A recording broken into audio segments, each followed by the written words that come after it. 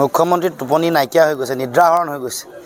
খোৱাং সমষ্টিত এবাৰ বিশাল ব্যৱধানত তেওঁলোকৰ প্ৰাৰ্থী হাৰিব বুলি গম পোৱাৰ লগে লগে যোৱাকালি সভা হৈ গ'ল, আজি লগে লগে আহি পালেহি।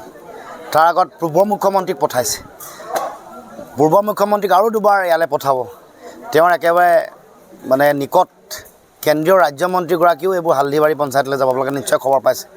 হালধিবাৰী, ৰাংচালি, নাহৰণি পঞ্চায়ত এনেকৈ ভাগ ভাগ চাই যিবোৰ মানে পঞ্চায়তত আমি যোৱাবাৰ ভাল ফলাফল কৰিছোঁ, জিকিছোঁ, তাত মিটিং কৰিবলৈ দিছে। আৰু প্ৰধানমন্ত্ৰীক আনিছে মৰাণ সমষ্টিলৈ, প'ল' গ্ৰাউণ্ডলৈ, খোৱাং সমষ্টিলৈ।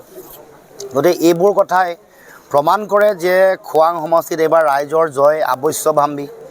জনগণৰ ইতিমধ্যে জয় হৈছে আৰু আগন্তুক দিনসমূহত 9 তাৰিখলৈকে খোৱাং সমষ্টিত ব্যৱধান বহুত বেছি বাঢ়িব, জয়ৰ ব্যৱধানটো।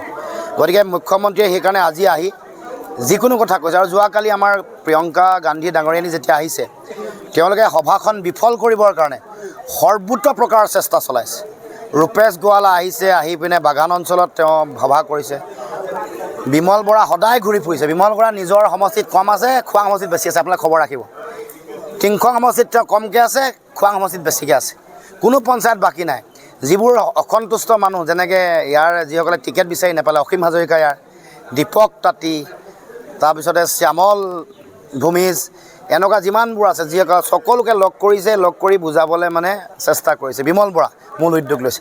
তাৰমানে এতিয়া দেখিছে যে ইয়াত বিজেপিৰ মানুহে এবাৰ তেওঁলোকক ভোট নিদিয়ে, কাৰণ অন্যায় কৰিছে বিজেপি। পুৰণা যিবোৰ মানুহ বিজেপি অৱস্থা নাই, মানে তেওঁলোকৰ না গুৰুত্ব আছে, তেওঁলোকৰ মৰ্যাদা আছে, তেওঁলোকে কিবা পাইছে, সা সুবিধা পাইছে, ঠিকা টুকলি পাইছে, আৰু তাৰ বিপৰীতে পাইছে মানে দুৰ্ব্যৱহাৰ। মুখ্যমন্ত্ৰীয়ে কথাই কথাই তেওঁলোকক কটাক্ষ কৰি থাকে, বেয়া ব্যৱহাৰ কৰি থাকে। এইবোৰৰ উত্তৰটো এবাৰ নিৰ্বাচনত দি আছে।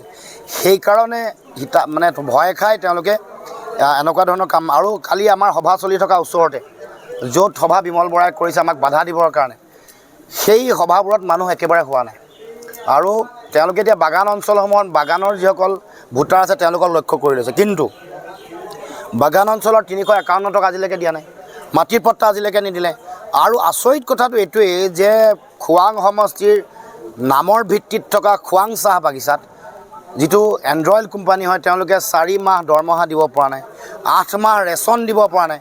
সেইবোৰ খবৰ ল'বলৈ চক্ৰ গগৈৰো সময় নাই, বিমল বৰাও সময় নাই, ৰূপেশ গোৱালাৰো সময় নাই, মুখ্যমন্ত্ৰী হিমন্ত বিশ্ব শৰ্মাৰো সময় নাই। এতিয়া ভোট বিচাৰি, বাগানৰ মানুহৰ ভোট বিচাৰি লেপেট কটা বাগানৰ মাজতে, ফিল্ডতে তেওঁলোকে এই সভা পাতিছে।